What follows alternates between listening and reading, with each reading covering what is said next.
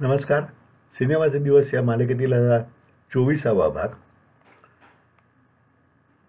सगळं फायनल झालं आणि मी सातारला परतलो. मधलं एक प्रकरण सांगायचं राहिलं. कशासाठी प्रेमासाठी नंतर मध्येच केव्हा तरी चांगला एक तमाशा प्रधान चित्रपट काढण्याचा विचार डोक्यात आला होता. तो नंतर काढू, पण अगर काढणारही नाही, पण स्क्रिप्ट तरी तयार करून घेऊया असा विचार केला होता. त्यानुसार पितांबर जगदीश खेबुडकर यांनी सिटिंग करत घुंगरू या नावाने स्क्रिप्ट, गाणे वगैरे मी तयार करून घेतली होती.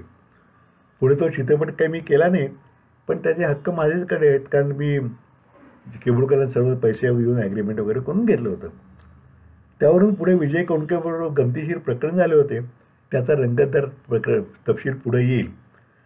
पण त्याच काळात आमची कुलस्वामी कोल्हापूरची अंबाई असल्याने जसं कशासाठी प्रेमाच्या वेळेस समर्थ छंद या कॅसेट आपण केली, तसंच अंबाईच्या वरी भक्तिगीतांची कॅसेट काढायची ठरवून खेबुडकरांना मी तशी विनंती केली होती. त्यांनी बिना मोबदला ती प्रेमाने गाणी लिहूनही दिली आणि पूर्ण देवीचं दिवसाचं संबंध वर्णन म्हणजे भूपाळीपासून ते अगदी शेजारतीपर्यंत सगळं छान सुंदर लिहिलं होतं. नशिबांची टीम फायनल झाल्यावर आनंद मोडक यांना मी या कॅसेटच्या संगीताचे काम सोपवले. त्यांनी नशिबांच्या गाण्याच्या रेकॉर्डिंगपूर्वीच अंबाबाईची गाणी ही उत्तम ही कॅसेट करून दिली. या कॅसेटचं प्रकाशन आम्ही कोल्हापूरला महालक्ष्मी मंदिरात समोर गरुड मंडपामध्ये, तेव्हाचे अतिशय कोल्हापूरकरांचा आदरस्थ असलेले जेरे शास्त्री आणि प्राचार्य शिवाजीराव भोसले यांच्या हस्ते केलं होतं आणि खूप भाविक त्याला हजर होते. आजही ती म्हणजे नुकतंच नवरात्र झालं, त्यात रंजना जोगळेकर आणि रवींद्र साठे निघाले एक भूपाळी आहे. रंजनाने ती नवरात्र दुसऱ्या दिवशी त्याचा व्हिडिओ करून ती स्वतःच्या फेसबुकला टाकली ती. खरं तर ते आता सगळेच गाणी फाउंटन म्युझिकने ती कॅसेट काढली नंतर, म्हणजे माझ्या वतीनं पण त्यांनी प्रोड्यूस केली. तर तेही केव्हा तरी एकदा व्हिडिओ करून परत करायला पाहिजे असं मला वाटतं आणि ती फेसबुकवरती आणि यूट्यूबवर टाकायला पाहिजे. आत्ता त्याचा ऑडिओ अरुण गोडबोले या माझ्या यूट्यूब चॅनेलला फक्त ऑडिओ आहे. सर्व 9 गाणी ती ऑडिओची माझ्या यूट्यूब चॅनेलला आहेत, आपण जरूर ऐकावीत. नशिबांच्या गाण्यासाठी कोण पार्श्वगायक असावेत याचे पूर्ण स्वातंत्र्य मी नेहमीप्रमाणेच संगीतकाराला त्याप्रमाणे आनंद मोडकना दिले होते. ऋण फिटता फिटण्यासाठी देवकी पंडित, 2 युगलगीतापैकी एकासाठी सुरेश वाडकर व दुसऱ्यासाठी रवींद्र साठे ठरवून त्यातील स्त्री स्वरासाठी आशा भोसले यांना घ्यायची त्यांची इच्छा त्यांनी मला सांगितली. माझा हा पहिला चित्रपट आहे आणि आशाबाईंनी त्यात गावे अशी माझी तीव्र इच्छा आहे, कारण लहानपणापासून मी त्यांचा निश्चिम चाहता आहे. थोडे बजेट वाढेल, पण तुम्ही मान्य करावे. आशाबाईंच्या होकारासाठी मी खटपट करीन. मोडक उमाळ्यानं बोलत होते. आनंद मोडक नेहमी उमाळ्यानंच बोलत असतात, तेही बिचारे नाहीत आज. पण आम्ही सातारला त्यांचा श्रेष्ठपतीपूर्तीनं सत्कार केला होता आणि कायम असं उमाळ्याने बोलणारा माणूस. पण मी म्हटलं मला मान्य आहे, त्यांना विचारून तुम्ही रेकॉर्डिंगच्या तारखा ठरवा, पण समजा त्या दिवशी त्या आल्या नाहीत तर तसे झाले तर आपण अनुपमा देशपांड्याकडून गाऊन घेऊ व नंतर आशाबाईंच्या सोडीने त्या आल्या की डब करू. मोडकांनी आनंद मोडकांनी मार्ग सांगितला. मी म्हटलं हे बघा, असं कोणासाठी थांबणं मला पटत नाही. आशाबाईंच्याबद्दल मलाही अतिवादर आहे, पण जर त्या रेकॉर्डिंगला आल्या नाहीत तर नंतर डब वगैरे काही करायचं नाही. ते गाणे मग अनुपमा देशपांड्यांच्या आवाजातच फायनल राहील. मोडकांनी खूप नाकशीनं कोणत्या पण संमत दिली आणि बॉम्बे साऊंड स्टुडिओ रेकॉर्डिंगची तारीख निश्चित केली. अण्णासाहेबांच्यामुळे नशिबांची चांगली चर्चा सर्वत्र सुरू झाली होती. त्यात आशाबाई गाणं म्हटल्यावर भर पडली. मोडकांना मी जरी परखडपणे बोललो होतो तरी आशाबाईंनी यावे ही माझी आकांक्षा होतीच. त्यांनी नक्की यावे यासाठी मी मग विचार करून बलदेव इंगवलेनं त्यासाठी मुकरर केले होते. ते दीनानाथ मंगेशकरांचे जुने स्नेही असल्याने आशा भोसले यांच्याशी त्यांचे कौटुंबिक संबंध होते. ते 2 दिवस आधीच मुंबईला जाऊन आशाबाईंना भेटून नक्की वेळेवर याच, आपल्या घरातील पिक्चर आहे असे सांगून त्यांचे ठोस आश्वासन घेऊन आले. मी व आप्पा निगडीकर आदल्या दिवशी गुलमोरला पोचलो. मोडक तेथे दुसऱ्या हॉटेलमध्ये 3-4 दिवस तळ देऊन अमर हळदीपूर यांच्या स्वरविभागाला सहाय्यक म्हणून घेऊन रिहर्सल्स करीत होते. त्यांची गाडी घेऊन सकाळी 9ची शिफ्ट वगैरे सर्व नक्की करून घेतले. अशोकने मुहूर्ताची नारळ, पूजा, साहित्य, गुच्छ, फोटोला देशमान अशी तयारी रात्रीच करून ठेवली. आपण वेळेच्या आधी हजर पाहिजे म्हणून आम्ही 8 वाजता तयार होऊन गुलमोहरमधून बाहेर पडून सिद्धिविनायक हे दर्शन वगैरे करून 8:45ला बॉम्बे लॅबला पोहोचलो. बॉम्बे लॅबोरेटरीमध्ये माडीवरती बॉम्बे साऊंड म्हणून त्यांचाच रेकॉर्डिंग स्टुडिओ आहे. म्हणजे आता होता, आता बॉम्बे लॅबही नाही आहे, तिथं टॉवर झालेलं आहे. त्या बिल्डिंगमध्ये तळमजल्यावर स्टोअर्स, पहिल्या मजल्यावर होसीवाड यांचे ऑफिस, दुसऱ्या मजल्यावर मिनी थिएटर व तिसऱ्या मजल्यावर बॉम्बे साऊंड स्टुडिओ होता. एवढ्या वेळात येथे येऊन ही साऊंड स्टुडिओपर्यंत जाण्याची ती पहिलीच वेळ होती. लिफ्टने आम्ही तिसऱ्या मजल्यावर गेलो तर स्टुडिओचा दरवाजा बंद होता आणि सर्वत्र सामसूम होती. काहीतरी घोटाळा झाला दिसतोय अशा चिंतामग्न अवस्थेत आम्ही तिथेच काही उभा राहिलो. आता काय करावे आपण आणि मला काही सुचेना. कोणाला रेकॉर्डिंग रद्द झाले आहे का विचारावं म्हटलं तर ते विचारण्यासाठी तिथे कोणी नव्हते. थोड्या वेळाने एक सफाई कामगार हातात लांब झाडू व कमरेला किल्ल्याचा जुडवा असं तेथे प्रकटला. त्याने माझ्याकडे डुंकून न पाहता दरवाजे उघडून साफसफाईला सुरुवात केली. तो काहीतरी बोलेल ही 5 मिनिटे वाट पाहून शेवटी मी त्याजवळ गेलो व मग तो संवाद घडला तो येण्याप्रमाणे. भाई सुनो, यहाँ आज रिकॉर्डिंग आहे ना? हाय हाय, कोई मराठी पिक्चर का रिकॉर्डिंग है, त्याचे दुर्लक्षितच उत्तर. फिर अभी तो कोई म्यूजिशियन रिकॉर्डिस्ट वगैरह आए कैसे नहीं? आ जाएंगे ना, बहुतेक दोपहर का शिफ्ट रहेगा उन लोगों का. नहीं, शिफ्ट तो 9 बजे का है. या माझ्या उत्तरावर मात्र त्याने हातातले काम थांबवले आणि मला आपण मस्त बघून घेतल्याने म्हणाला, 9 बजे की शिफ्ट है, तो 10 बजे से एक एक आदमी आता है, तुमको मालूम नहीं दिखता? नहीं, मेरे को पता नहीं असे म्हटल्यावर मात्र माझ्याकडे करुणापूर्ण नजरेने पाहत तो म्हणला, आप टाइम पे आया है तो आप पिक्चरचे प्रोड्युसर आहे ना, या ऐसा चलता है, आणि आपल्या कामाला लागला. निर्माता हा करुणेचा धनी असतो याची जाणीव मला त्याने पुन्हा करून दिली आणि आप्पा या निगडीकर या सगळ्याचे मूक साक्षीदार होते. थोड्या वेळाने मुहूर्ताची सर्व तयारी करून अशोक पाटील आला. एक एक करून वादक मंडळी येऊ लागली.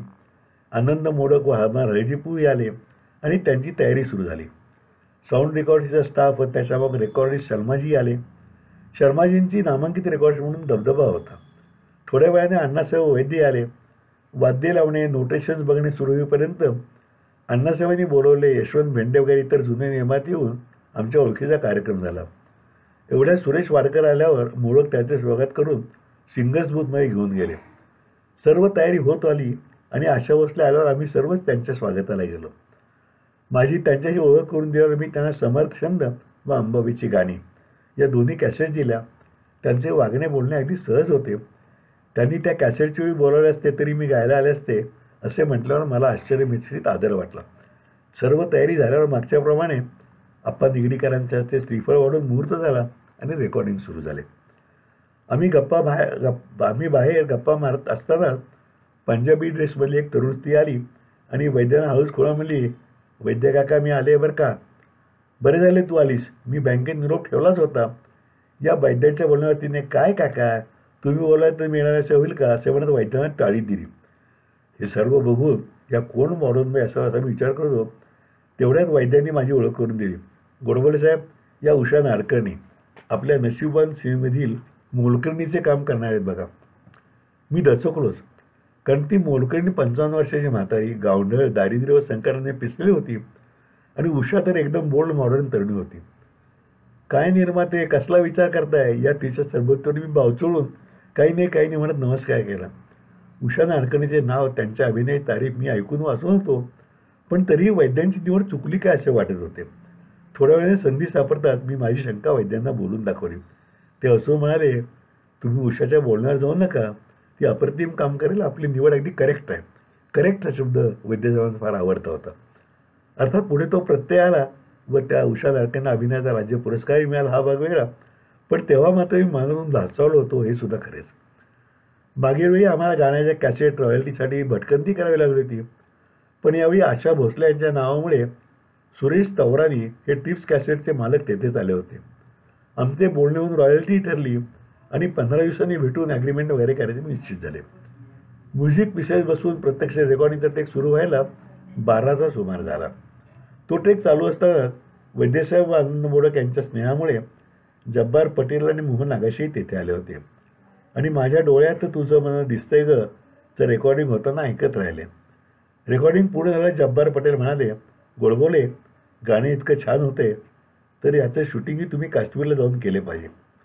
डॉक्टर मोहन आगाशांनी त्यांना दुजोरा दिला. मला कळेना की ते मनापासून बोलतात का माझी किल्ली उडवत आहेत. ब्रिज या पत्त्याच्या खाली एक म्हण आहे की जेव्हा कोणत्या रंगाची पाण्याची उतारी करावी हा प्रश्न पडेल तेव्हा किलवरचे पान टाकावे. When there is nothing to lead, lead club असे ते म्हण आहे. मी क्षणानं तोच विचार केला आणि उत्तर दिले, तुम्ही काश्मीर म्हणताय पण मला तर वाटतं याचे शूटिंग स्वित्झर्लंडमध्येच करावे. पण माझा खिस्सा मात्र सांगतोय की याचे शूटिंग कोल्हापुरातच करावे. हे उत्तर म्हटले तर सरळ होते आणि म्हटले तर खिल्लीला प्रत्युत्तर होते. तो बारकावा होता त्याने उमगल असा, कारण त्यांनी बरोबर आहे म्हणत विषय संपवला. श्रीधर फडके आवर्जून शुभेच्छा देऊन गेले. ते गाणे पूर्ण झाल्यावर सुरेश वाडकर गेल्याने रवींद्र साठे आले. थोडा लंच ब्रेक अर्थात निर्मात्याचा खर्च घेऊन मग ही प्रेमाची खटारा गाडी या रवींद्र व आशाबाईंच्या गाण्याची तयारी रिहर्सल असून तेही पूर्ण झाला. निघताना आशाबाईंनी मला बोलून सिनेमाची शुभेच्छा दिल्या आणि मग प्रत्येकाशी 2-2 शब्द बोलून त्यांनी निरोप घेतला. त्यांच्या या अगत्यशील वागण्याने मी आणि आप्पा निगडे आम्ही दोघे खूप प्रभावित झालो. रात्री गुलमोहरवर आम्हा सर्वांची गप्पाची मैफल जमली. शूटिंगच्या मुहूर्ताचे नियोजन झाले. सर्व कपडे साड्या वगैरेची स्वस्त पण मस्त खरेदी दीनानाथ चव्हाण वैद्यसाहेबांनी पूर्ण करीत आणली होती. लक्षाचा टेलर ठरलेला होता. त्याला कापड दिल्यावर त्याने त्याचे ड्रेसेसही शिवून दिले होते. फक्त त्याची पायजमेची शिलाई 200 रुपये कशी हा प्रश्न वैद्यांना पडला होता. मी म्हटलं, वैद्यसाहेब तो साधा नाही तर लक्षाचा पायजमा आहे ना, म्हणून तो शिलाईचाही दर खास आहे. यावर हास्यकल्लोळ झाला. दीनानाथ चव्हाण कोल्हापूरला 8 दिवस आधी जाऊन साडीचा सेट लावणार होते. 2 दिवस आधी वैद्य अण्णासाहेब वगैरे जाणार होते. मुहूर्ताच्या आदल्या दिवशी नृसिंहवाडीला जाऊन दत्ताची पूजा करायचा अण्णासाहेबांचा परिपाठ होता. तो पाळून मग कोल्हापूरला मुक्काम करून सकाळी मुहूर्त असे सर्व ठरले. दुसऱ्या दिवशी उरलेल्या दोन्ही गाण्यांचे रेकॉर्डिंग झाले. देवकी पंडितने ऋण फिटता फारच सुरेख म्हटले आणि रवींद्र उत्तरा व वाडकरांचे गाणे छान झाले. सर्व झाल्यावर खुशीत असलेल्या आनंद मोडकांचा निरोप घेऊन आम्ही परतीच्या प्रवासाला लागलो. मोडकांनी मिक्सिंग पूर्ण करून 2 दिवसात गाण्याची कॅसेट सातारला पाठवली. गाणी खरोखरीच उत्तम झाली असे सातारकर मित्रांचे एकमत झाले. मुहूर्तासाठी अशोक पटेलला सांगून चंद्रकांत दादा मांढरे व कोल्हापूरचे तेव्हाचे पोलीस प्रमुख घाडगे यांना निमंत्रित केले होते. शिवाय मी सातारचे नगराध्यक्ष श्रीमंत छत्रपती शिवाजीराव भोसले यांनाही बोलवले होते. ठरल्याप्रमाणे वैद्य अण्णासाहेब व सूर्यकांत लवंदे 2 दिवस आधीच कोल्हापूरला पोहोचून सेट छान लागायचा त्यांचा निरोप आला होता. मुहूर्ताच्या आदल्या दिवशी मी व पत्नी आम्ही सातारहून निघून आधी सांगलीला गेलो. गणपतीचे दर्शन घेतले व तेथून नृसिंहवाडीला 11 वाजता पोहोचलो, कारण माध्यान्ह पूजा 12 वाजता होती. कोल्हापूरहून ती सर्व मंडळी आली होती. भाऊकाका, आमचे वडील भाऊकाका 2-3 वर्षांनी एकदा तरी नरसिंहवाडीत जात असत. मी मात्र पूर्वी एकदाच आणि तेही उभ्याउभी दर्शनाला गेलो होतो. मंदिरात गेल्यावर पादुकांच्या अगदी समोर मला व पत्नीला मुख्यपूजेला बसता आले हा भाग्ययोगच वाटला आणि मनाला आगळीच प्रसन्नता आली. त्या स्थानाचे महात्म्य जाणवत राहिले. त्यानंतर अगदी 15-20 वर्षानंतर आम्ही गेलो असताना समोर बाखांची उतरंड मांडून एकदम 20 जोडप्यांना पूजेला जोडप्यात बसून पूजाचा योग आला. पण ती गर्दी व बाजारी स्वरूप यामुळे प्रसन्नता हरवून गेली होती. आम्ही गेलो तेव्हा तेथेच प्रथम कोल्हापूरला विजयराज लॉज गाठले. विजयराजचे मालक पत्रावळे अतिशय सज्जनग्रस्त व लॉजचा दैनंदिन कारभारपणे चिरंजीव राजवी मनमिळाव होते. त्यातील 7-8 खोल्या आम्ही घेऊन सर्व कलाकार व परगावचे तंत्रज्ञ यांचे ते वसतिस्थान केले होते. शालिनी स्टुडिओत ही चक्कर मारली. चव्हाणांनी चाळीचा सेट अप्रतिम लावला होता. कपडेपट लागला होता. अशोक पटलांची मुहूर्ताच्या तयारीची धावपळ सुरू होती. महालक्ष्मीचे दर्शन करून लॉजवर येऊपर्यंत मोहन जोशी पोचले होते. अशा काळी येऊन त्यांच्या नेहमीच्या इंटरनॅशनल हॉटेलवर उतरला होता. मोहनला घेऊनच त्यांच्याकडे जाऊन भेटून आलो. वैद्यसाहेब एकदा शूटिंगचा मुहूर्त झाला की पूर्णपणे पावित्र्य पाळत असल्याने त्या रात्रीपुरता त्यांना आग्रह करून सर्वांची मैफल रंगली. मुहूर्त सकाळी 10 वाजता होता म्हणून आम्ही 9ला स्टुडिओत पोचलो. सातारहून शिवाजीराजे व इतर मंडळी 9:30पर्यंत आली. कोल्हापूरातील मित्र सिनियर सिटीजन मंडळी येत होती. कोल्हापूरचे न्यूरोसर्जन डॉक्टर नंदकुमार जोशी व परिवार हे माझे नातेवाईक आले. उमरजून निळकंठ मोरकर व जगन्नाथ क्षीरसागर हे माझे 2 तरुण पक्षकारी मुद्दाम आले होते. निळकंठ मोरकरचं नुकतंच निधन झालं आणि त्या कुटुंबाचा आमचा खूप स्नेह होता. हे दोघेही उमरजचे. जगन्नाथ श्रीधर आणि निळकंठ मोरकर. जगन्नाथ आहे, उत्तम काम करतो, तो धंदा करतो. सर्वजण चाळीचा शेड बघून थक्क होत होते. अनेक जण बाहेरून इतकी छान केली आहे तर आत जाऊन बघून दरवाजातून आत गेल्यावर मात्र आश्चर्यचकित होत होते, कारण आत काहीच नव्हते. चाळीचा फक्त दर्शनी भागच उभा केला होता. आतील खोल्यांचा सेट स्टुडिओच्या आत वेगळा लावला होता. सिनेमाची माहिती असल्यामुळे सर्वांनाच ती गंमत वाटत होती. चंद्रकांतजी मांढरे व घाडगे वेळेत आले. मोहन जोशी व आशाकाळे यांच्यावर मुहूर्त शॉट झाला. मी पाहुण्यांचे उपस्थितीने स्वागत करताना हा दुसरा चित्रपट करण्याचा उद्देश सांगितला. शिवछत्रपतींच्या सातारा गदी वंशज आज या निमित्ताने कोल्हापुरात येऊन सातारकरांच्या दुसऱ्या चित्रपटाचा मुहूर्त करीत आहेत, हा अमृतयोग असल्याचा उल्लेख केला. चंद्रकांत दादांनी माझे सर्व युनिट्सशी उत्तम संबंध प्रस्थापित केल्याबद्दल कौतुक करत यामुळे जुन्या भालजीबाबा आणि प्रभातसारख्या परंपरांची जोपासना होत असल्याचे मत व्यक्त केले. श्रीमंत छत्रपती शिवाजीराव आणि गाडगेसाहेबांनी सर्वतोपरी सहकार्याचे आश्वासन देत शुभेच्छा दिल्या. मागच्या खेपेप्रमाणे सर्व कलाकार, तंत्रज्ञ आणि कामगारांचे पुष्पगुच्छ देऊन स्वागत झाल्यावर उपस्थित असलेल्या कोल्हापुरातील सिनेमा व्यावसायिकांनी या उपक्रमाबद्दल आनंद व्यक्त केला.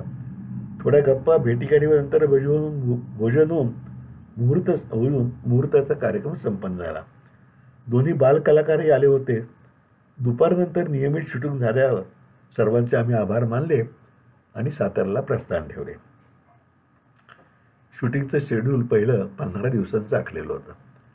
आता ह्या शूटिंगमध्ये काय काय झालं हा सगळा भाग पुढचा, पण हा सगळा जो आठवणी आहेत त्या पुढच्या भागात आपण घेऊ. आज आपण इथेच थांबूया. नशीबवांचं हे सगळं प्रकरण चालू आहे.